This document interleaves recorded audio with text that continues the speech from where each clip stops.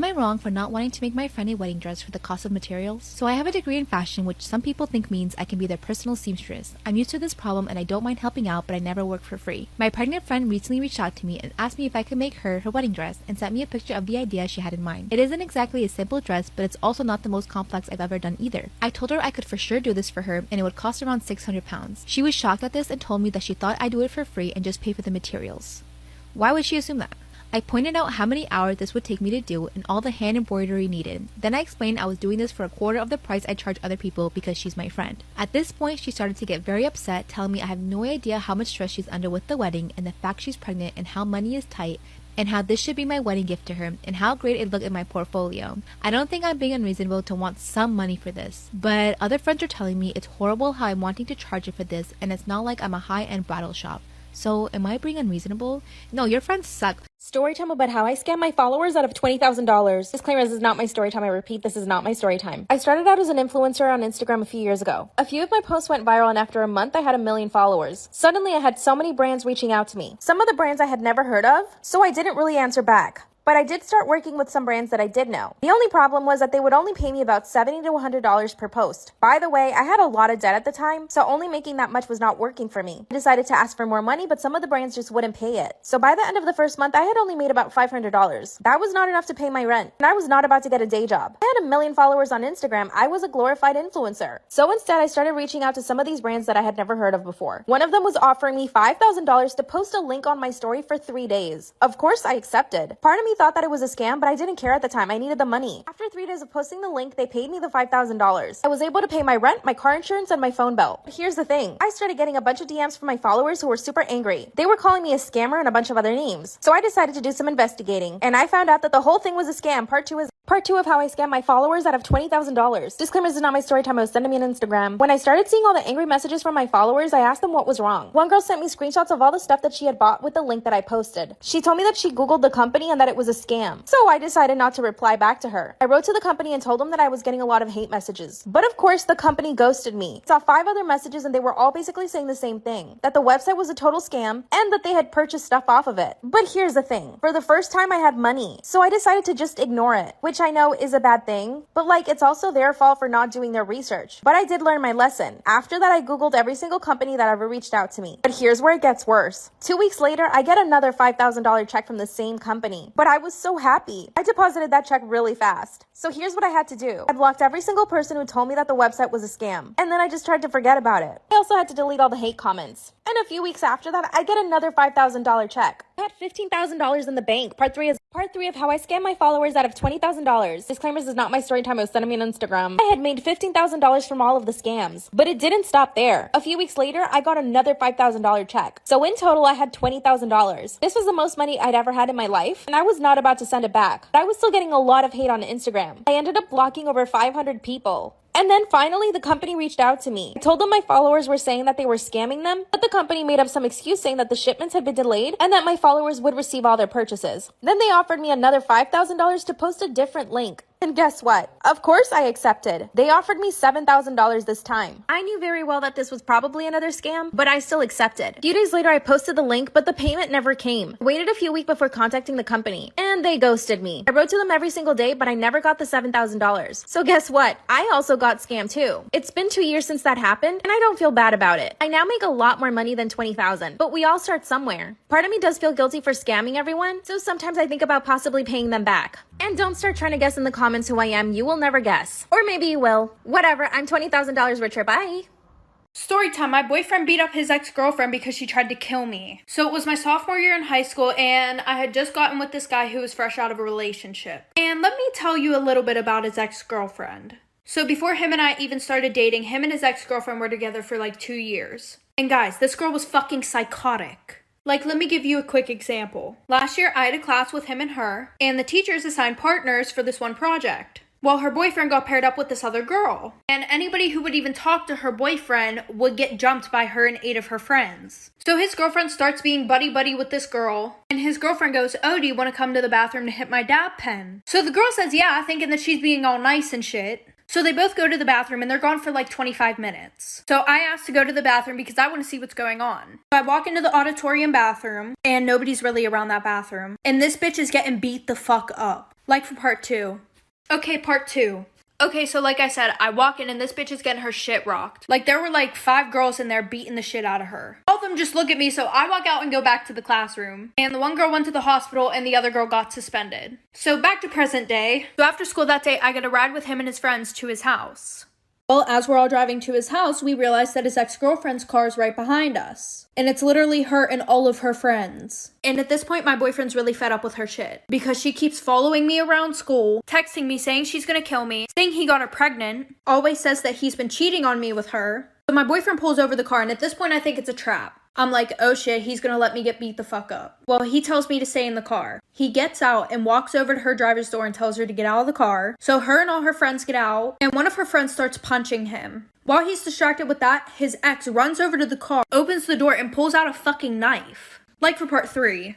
Okay, part 3. She fucking has a knife up to my neck, screaming at me. And I'm staying quiet as fuck because I do not want to get my throat slit by this bitch. So all I see is my boyfriend rip this bitch out of the car and start stomping her in the fucking ground. And whenever he went and ripped her out of the car, the knife like slashed my leg open, so there's fucking blood everywhere. And we're like at the beginning of his cul-de-sac, so all the fucking neighbors are outside watching him stomp this bitch into the ground. And then one of her friends comes around the other side of the car, grabs me by my hair, rips me out of the car, starts beating the shit out of me. So then one of his friends starts beating up that bitch too. So obviously the cops were called. My boyfriend went to jail. She also went to jail. And after that happened, my parents made me move schools. But after that, word got around that they were dating again. Good luck to the next bitch.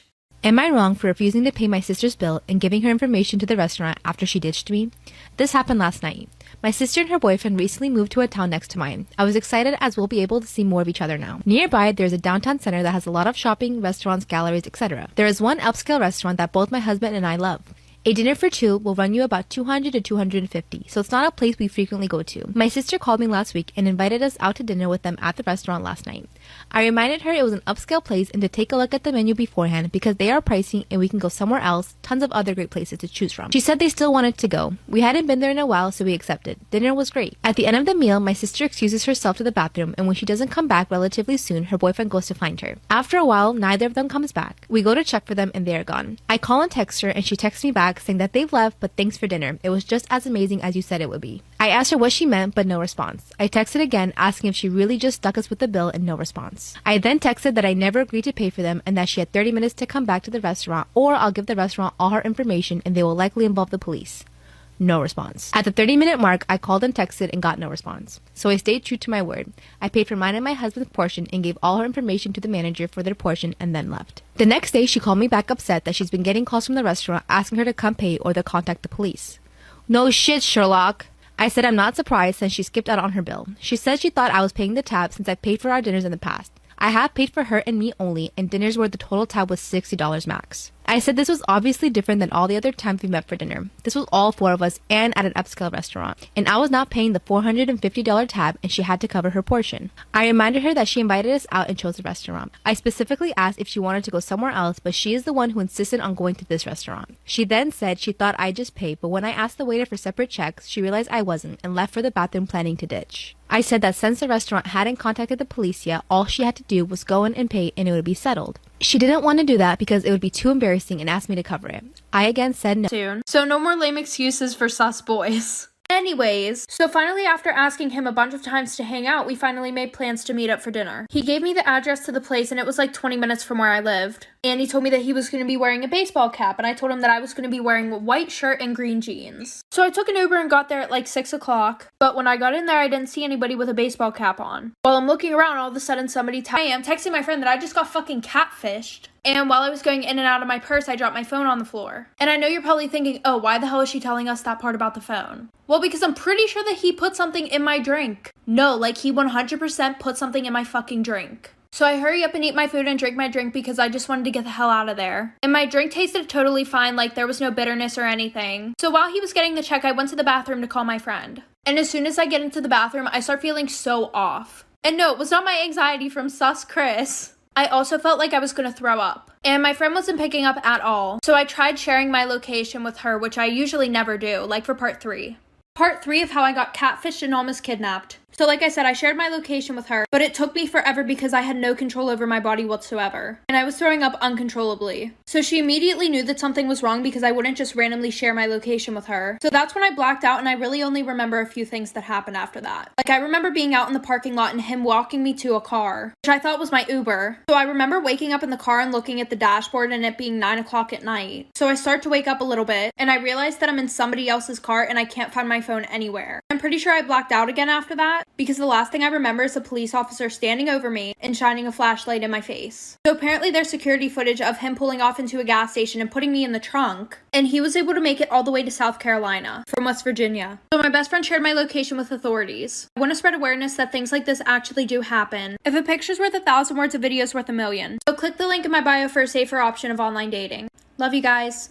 Okay, so story time about how I got caught sneaking out of my house. So a little background information, I was 15 years old and a freshman in high school, and this happened about a month or so before school ended. I honestly had a pretty normal life before this happened. There was nothing exciting or crazy going on, no drama or anything like that, except there was this one junior that I had a huge crush on, and we are going to call him Kevin. Kevin was known for going after freshmen. I mean, we all know that one guy, but I thought he was really interested in me. Why? Because I was stupid. Yeah. Well, with that being said, I was never really allowed to see Kevin because my mom was extremely strict since she had my sister whenever she was 17. I was never really allowed to see him outside of school unless like we were in a big group of people or my mom just didn't know that he was going to be there, or any guy for that matter. So like I said, she had my sister whenever she was 17, so she would never let us go out with boys, be out after dark.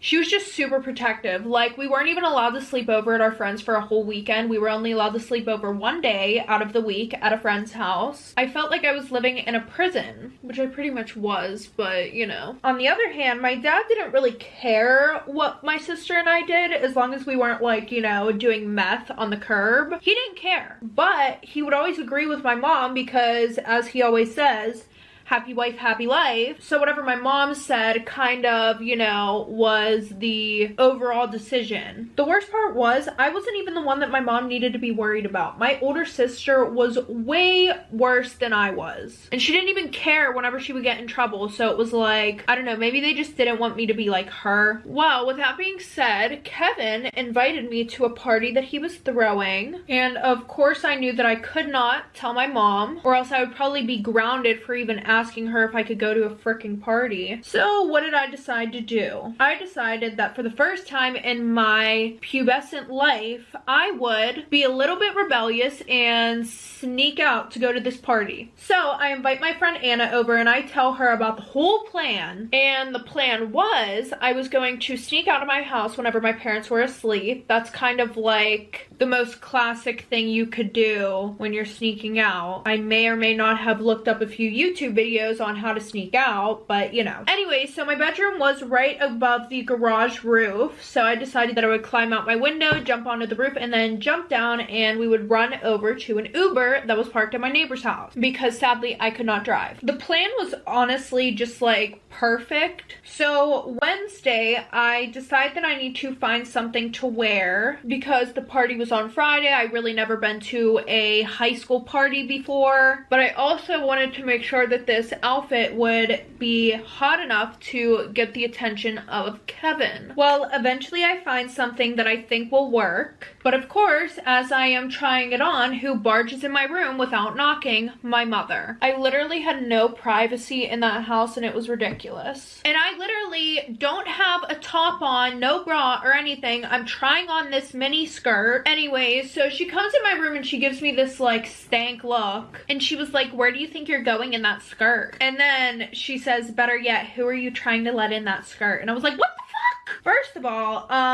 yeah, that's how my mom was. She always thought that my sisters and I were doing something, having sex, doing drugs. She always thought the worst of us. Love that. Again with the snoring, my dog literally does not stop snoring. Yeah, I'm talking about you. Anyway, so my response was I was trying it on because Anna said that if I grew out of it, she might want it. So then she rolls her eyes and she's like, well, it doesn't fit, so I think you can give it to Anna. Like, girl, shut up. Nobody asked your opinion in the first place. Go do my laundry or something, period. That sounded a little fucked up, but still.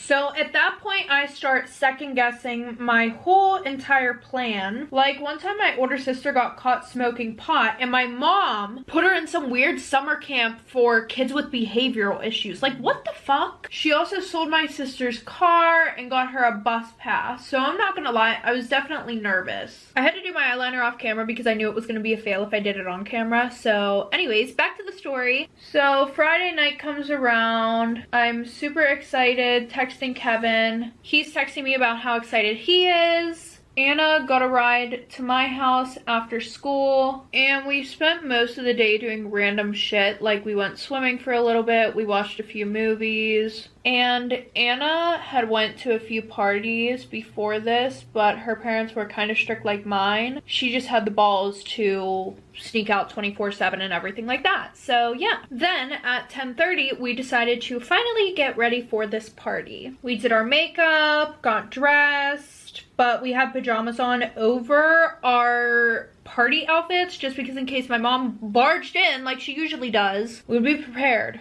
So around 11 o'clock, my parents turned off all the lights and we called the Uber to my neighbor's address. And as we are climbing out my window, we hear a bunch of noises sounding like another window opening, so we stop dead in our tracks. And then all of a sudden, I see that it is my sister and her two best friends who were sleeping over. So she looks at me and she's like, what the fuck are you doing? And then I look at her like, what the fuck are you doing? Because neither of us were supposed to be sneaking out. So don't ask me what I'm doing so you can go and rat to our mom about this. So it turns out that her and I were going to the same party and they were sneaking out at the same time because they saw mine and Anna's Uber pull up at our neighbor's and they thought that it was theirs. So they ended up just canceling their Uber and riding with us. Because if she would have even tried to sneak back into the house, like if she would have made a creak, my mom would have heard it and it wouldn't have been pretty. She probably would have went back to behavioral kids camp. So we all get into Anna's Uber and head to the party. And I'm not gonna lie, this was the first time that my sister and I had actually like hung out. My mom wouldn't really let me hang out with her anyways because she would have always considered the bad kid and I was always considered the goody two-shoes. Well, once we got to the party, I found Kevin. He got me a drink, we started talking. And then he said he wanted us to have some alone time. So what did we do? We went out on the balcony. I thought this kid was going to try and make a move on me, but he didn't. He was literally like a little puss. So I decided that I was going to be the first one to make the move. So as soon as I'm about to kiss him, I hear somebody yell, "Cops are here!" Girl, the one night I decided to sneak out. The one night. This was not in any of the YouTube videos I watched on how to sneak out. So at this point, I am in a full panic mode. All I see is Anna and a bunch of other kids running. So I decide to jump off of a 10-foot, maybe 12-foot up balcony. As we're running through the woods, I see lights flashing behind us, and I hear kids getting grabbed by cops and more sirens. It was just a shit show. And all I can think about is the fact that my mom is going to murder me if I get caught. So I decide to text my sister and ask where the hell she is, because she was hooking up with some guy who parents own the house that the party was at. And she goes, "I'm hiding in the attic. Where are you?" Now, as soon as I was about to answer that text, I definitely shouldn't have been texting and running while the cops were running after us, because eventually I slipped and fell into this little creek and I cut my hand really bad on a rock. Love that for me. So while I'm like pretty much bleeding out, I'm also trying to calm Anna down because Anna cannot handle blood. So she's like about to pass out, you know. Well, once we got to the road, I realized I was covered in fucking blood all over me, all over my face. So we decided to call an ambulance, and we thought that, you know, oh, it's okay if we call an ambulance, we can just give them fake names. That's not what happened. You can't just give an ambulance a fake name, I found out, and you can't just give, like, you know, the doctors a fake name. So once the ambulance showed up, I went into shock from how much blood I was losing, and probably because I was also watching all the blood come out. And then I woke up in the hospital a little bit later. Anna was not there, but my angry ass mother was sitting in the chair next to me, and my sister was staring at me smiling because she didn't get caught. She happened to make it home in time, which I don't even know how. I really don't know how, because I could have swore that it only took us like 20 minutes to run to the street and then get to the hospital. I don't know. My mom never found out about my sister, but I was grounded for 2 months and had to wait to drive till I was 17. Okay, everybody, that is the end of today's story time. If you guys have ever snuck out, let me know down below in the comments. Did you get caught? Did you get away with it? If you guys like this video, make sure to give it a thumbs up. And if you want to see more of me, maybe hit the subscribe button down below. And if you want to know when I post my next video, make sure to click that bell. Why are you going high? Push me to the side. Let's keep going on and I ain't getting tired. Yeah, you try to crucify all the good inside. You go and call 911, but I already died. Yeah, worry about it. Say now, what you say now?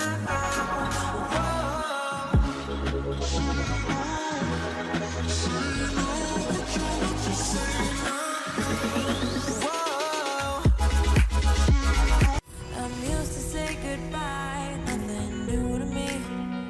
Baby, I'm trying to survive, and I know that you believe in a world with happy endings. So tired of pretending that everything's alright while I stay asleep. So let it go. Don't wanna carry all this pain. I know that you don't wanna shelter me. So I'm falling down below.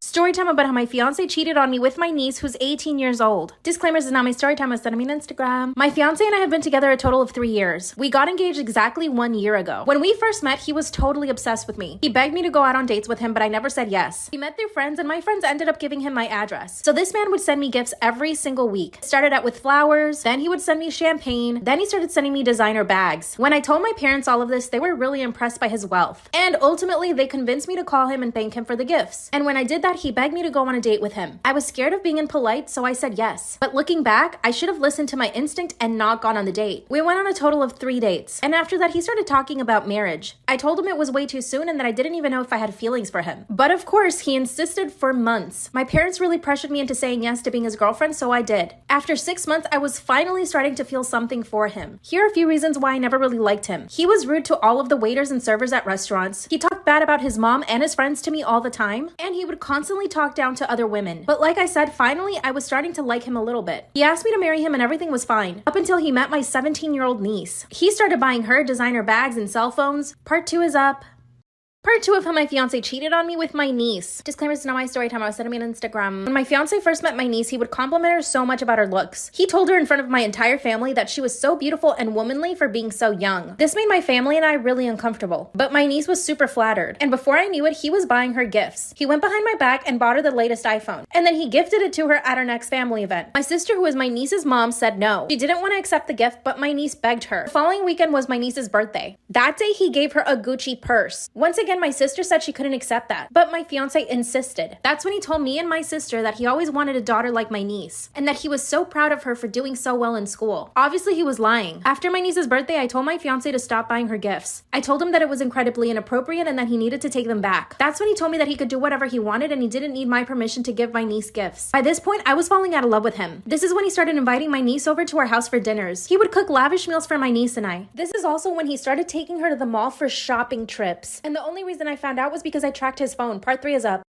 Part 3 of how my fiance cheated on me with my young niece. When I tracked his phone, I saw that he was at the mall. I called him 5 times and he wouldn't answer his cell phone. Finally, I call my sister and I ask her if my niece is home. That's when she tells me my niece had left the house with her friends 4 hours ago. And that's exactly the amount of time that my fiance had been out of the house. I told my sister I was really concerned about the relationship between them and that we needed to look for them right away. By the way, how stupid is he not to realize that I could track him? My sister and I finally reached the mall, but they weren't inside. And we looked everywhere. We started looking through the parking garage and we finally found them. They were in his car full on making out. That's right, my 18-year-old niece and my 36-year-old fiance. My sister pulled my niece out of the car. My fiance jumped out of the car and started defending himself right away. That's when he said that my niece came on to him and that he was trying to stop her from kissing him. That's when my niece spills all the beans. She told us that for 2 weeks he had been taking her everywhere and buying her gifts, that he had even taken her to a hotel room for you know what. My sister called the cops, but the cops said they couldn't do anything about it because she was already 18. But her and I have a feeling that this all started before that. But my niece says no. My fiance, like the coward he is, he grabbed all of his stuff from our apartment that same night and left. And no, I haven't heard from him since. But I took all the money we had in our joint account. Over $200,000. Bye. I hooked up with my best friend's boyfriend who turned out to be her cousin. So when I was about 18 years old, I had this friend who had a boyfriend that was in another city. I never met him and she always got annoyed when I asked for his pictures. I don't know why she would get so annoyed whenever I'd ask for his pictures, but I just decided not to bother with it. One day, another friend and I went to a club and I immediately hit it off with this guy. He was so my type. He was tall, sporty, with cute brown curls. Me and him talked a little bit more and he was 19 and he said he was visiting family, but he wanted to catch up with some friends first. The chemistry between us was absolutely amazing. I ended up ditching my friend at some point and going alone with him. So about 3 hours later, I finally mustered up the courage to just go in his car and hook up with him. And hooking up was amazing. He's done some things I've never experienced before. After that, he asked for my number and he told me that he hoped we'd do it again. I was basically in love at this point, which I know it's extremely stupid of me because you should never, fall in love with your hookups. But me and him continued texting. 2 days later, my best friend FaceTimed me saying how happy she was her boyfriend came to visit her. And then I asked how he looked like. Part 2 of I hooked up with my best friend's boyfriend who happened to be her cousin. She FaceTimed me saying how happy she was that her boyfriend visited her and I wanted to see how he looked like. So she showed me a picture of him and it looked like him, but the hairstyle was different, so there was no way that it was him, right? I said he was so cute and she's so lucky and that I'm happy for the relationship. I didn't really know how to bring it to her that I met him at a club and slept with him possibly, so I just kept it a secret. She invited me to meet him, so I decided to. I wanted to see how this guy was. So I came over to her place the next day and was shocked to see my hookup open the door. He teased me, asking if I'd stalk him to find this address. I laughed it off saying my friend lived here, and that's when she happily greeted me. I was shocked, it really was him. I was angry at him for cheating on my friend and at myself for enjoying the hours I slept with him in that damn car. We did hang out for a while. When I went to go to the restroom, he followed me and stopped me before entering. He said I shouldn't tell her and that he only visited because he wanted to finish this deal, and that she'd always been the problem. I asked him what he meant by that, but instead he brushed it off saying he was going to explain it later. So I gave him my number. I hooked up with my best friend's boyfriend who happened to be her cousin, part 3. So I gave him my number and he invited me over for dinner. Assuming he would explain everything and tell me why he lied about visiting his family, I accepted the offer.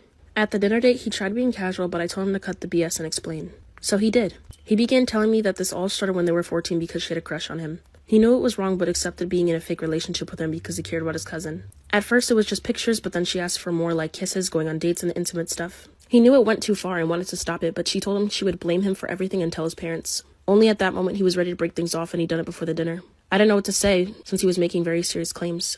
I felt disgusted, so I just left the restaurant. I called my best friend and asked her if she'd been dating her cousin. She began crying and said she didn't know how to get rid of the feeling she developed for him and just wanted to be loved. I told her she was disgusting and hung up. They both texted and called me that night. She begged me not to tell her parents. He told me not to tell his parents. He even said he wanted to hook up with me again. Should they respond to them? Let me know in the comments down below.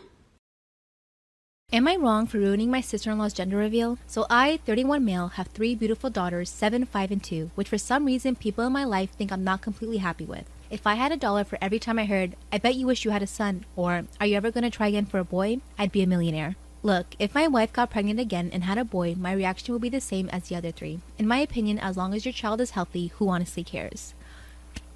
Oh, props to this dad. I never hear guys talk like this. It's so refreshing to hear. The worst and most annoying people towards my wife, give me a son, are my sister-in-law, 29, who has 4 boys and now pregnant with her 5th child, and my mother-in-law. Last Sunday, we were at my mother-in-law's for Sunday lunch, and my sister-in-law said after dessert to come out to the back garden as they had a balloon to announce the gender of their new baby. Well, long story short, she's having another boy. After everyone congratulated her, she made her way to us and said, "I bet you wish just once it would be blue for you guys," then turned to my wife and said, "It's never too late to try again."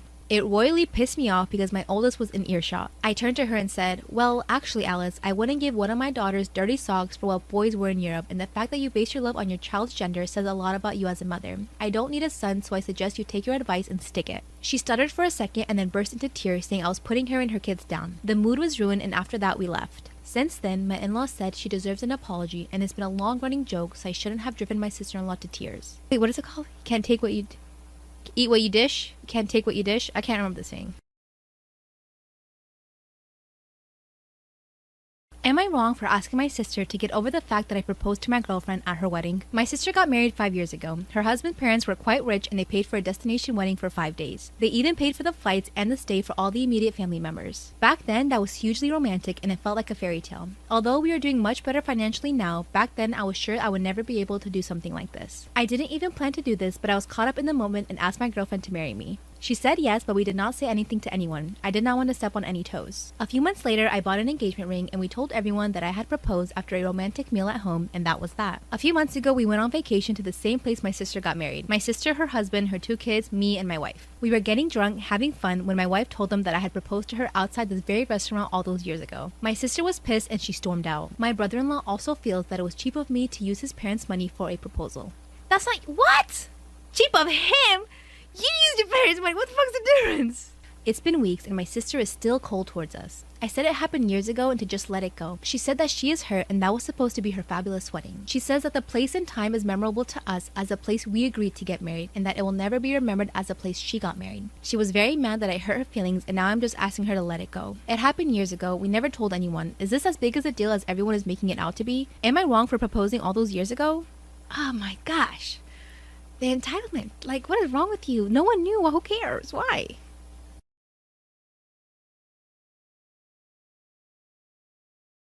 Am I wrong for leaving my son's wedding early after he excluded me from his speech? I have a 23-year-old son, Justin, who got married 2 weeks ago.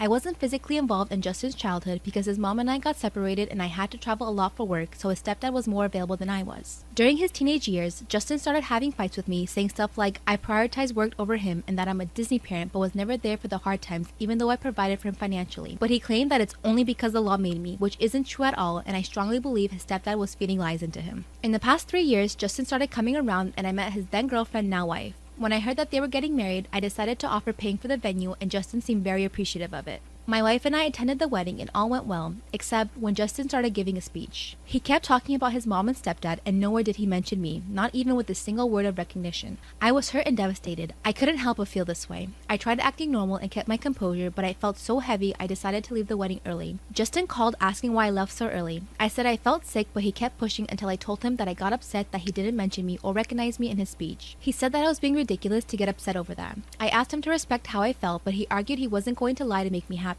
I need someone like you.